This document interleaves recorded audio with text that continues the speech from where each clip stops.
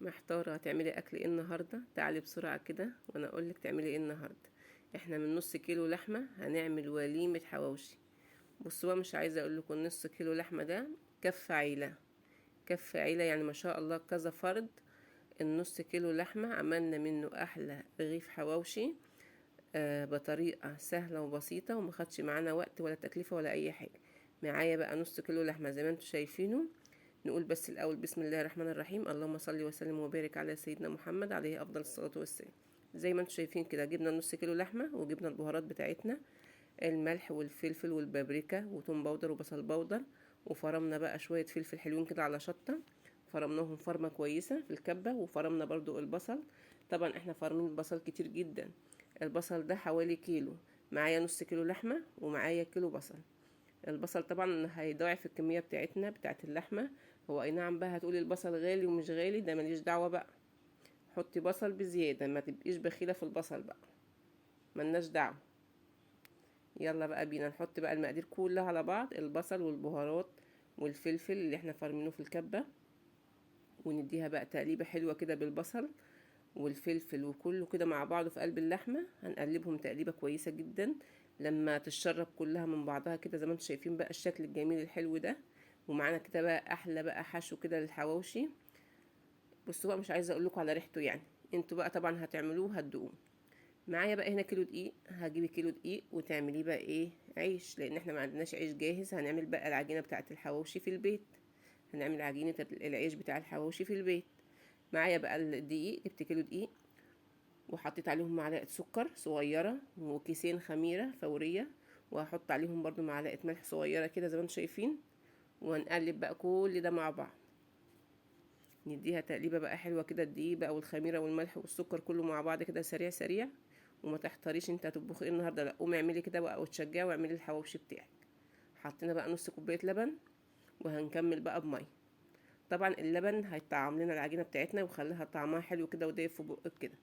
طبعا هتقولي لي العجينه هنا طريه قوي ليه كده، لا ما تخافيش العجينه مش طريه، هي النتيجه بتاعت العجينه الطريه دي احلى نتيجه. وهيطلع معاكي بقى رغيف عيش بقى مش عايزه اقولك على جماله يعني. بصوا بقى الطريقه ازاي زي ما انتم شايفين. هنزل بقى بكوبايه زيت زي ما انتم شايفين كده بالظبط. هتقولي ده العجينه كلها بقت زيت ليه كده، لا ما تقلقيش برضو، العجينه هتشرب معانا الزيت ده كله خالص كده، مش هيبقى فيه زيت خالص بعد كده. بس هنديها بقى تقليبه كويسه جدا لحد ما العجينه تشرب كميه الزيت اللي معانا دي كلها. زي ما انتم شايفين كده هنقلب نقلب نقلب لحد ما تبقى بالشكل الجميل اللي انتم شفتوه ده. شفتوا بقى العجينه شربت الزيت كلها ازاي؟ بصوا بالشكل الحلو ده. لما توصلي للنتيجه دي بالظبط يبقى انت كده ايه ماشيه تمام. العجينه تبقى طريه معاكي وبتشد كده، ما تخافيش منها خالص ان هي هتلزق ولا كده، لا الزيت هيخليها ما تلزقش. حطيتها بقى في الطبق بتاعها كده زي ما هي وغطيتها بستريتش. والنتيجه دي بعد ما خمرت زي ما انتم شايفين بقى كده شكلها بعد ما خمر، ما شاء الله يعني الطبق تضاعف كده خالص. وهيعمل لنا وليمه حواوشي. بصوا ما شاء الله يعني العجينه عامله ازاي، جميله جدا. هنطلع بقى الهواء طبعا الموجود كله كده في العجينه بتاعتنا، ونخليها بقى ايه ترجع لأصلها تاني. هي كده خمرانة مية مية. هقطع بقى طبعا العجينة بتاعتنا كور كده حلوة، يعني بحيث ان هي تبقى رغيف بقى حواوشي كده محترم، ما تبقيش بخيلة في العجينة، خليها رغيف كده حلو كده متختخ كده حلو عشان يشبعنا. حطيت بقى كورت طبعا اللحمة المفرومة اللي انا مجهزاها، حطيتها بقى في العجينة زي ما انتم شايفين كده بالظبط. وهلم بقى الحروف عليها واقفل عليها كده تقفيلة كويسة. وهبدأ بقى ان انا افرد ايه الرغيف بتاعي كده فردة حلوة كده، واحدة واحدة واحدة كده لما افرده وهيبقى تمام. طبعا احنا هنقلبه برضو على الناحية التانية عشان لو في اي حاجة مقطوعة او حاجة نحط لها برضو حتة عجينة نظبطها بيها كده بحيث ان هي تبقى مظبوطة ما فيهاش اي قطع ولا اي حاجة. زي ما انتم شايفين بقى الرغيف كده بقى جميل جدا، وبقى رغيف حواوشي حلو جدا جدا. وعملناه في البيت وعملناه برضو بطريقة حلوة وطريقة موفرة، عما انت تشتريه جاهز. طبعا انتوا عارفين رغيف الحواوشي بمبلغ وقدره دلوقتي، فاحنا هنعمله في البيت بطريقة سهلة وحلوة ومش مكلفة خالص زي ما انتم شايفين كده بالظبط. هحط برضو في الطاسة كده وانزل بقى ايه افرد فيه كده يعني.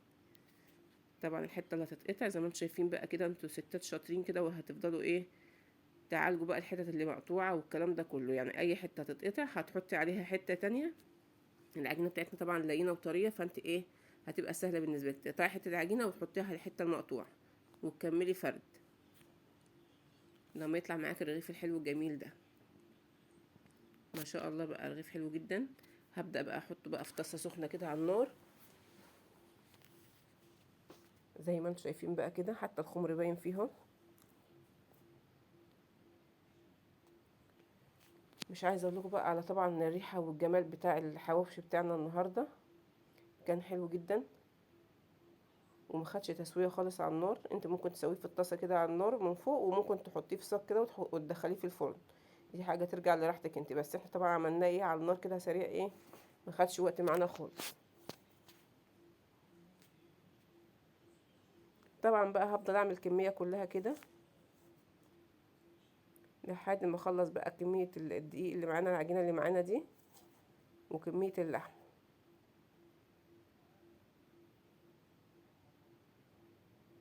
فطبعا بقى المكونات اللي احنا حطيناها بقى على اللحمه بتاعتنا ضاعفت الكميه بتاعتها قوي.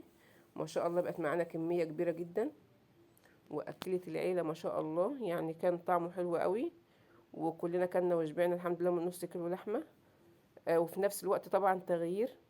بتبقي قاعده محتاره تطبخي ايه او تعملي اكل ايه، فبسرعه بقى تطلعي اللحمه كده وتحطي عليها بقى البصل وتظبطي كده كل حاجتك، وتعملي لهم كده حواوشي في البيت ياكلوا صباحهم وراه كده ويقولوا لك تسلم ايدك يا ست الكل. بصوا بقى بالشكل اللي انتوا شايفينه الجميل ده، بجد يعني احلى رغيف حواوشي تعمليه في البيت. ما خدش معانا وقت خالص، وما شاء الله كانت كميه كبيره جدا.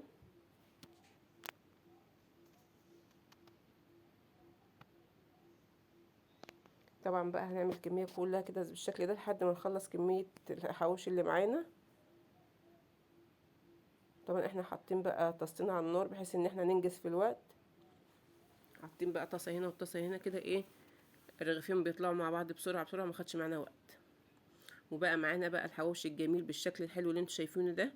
بصراحه مش عايزه اقول لكم على طعم، يعني العيش نفسه من غير حتى ما يكون فيه حشو طعمه جميل جدا ودايب قوي قوي، يعني اكنك بتاكلي فطير مش عيش.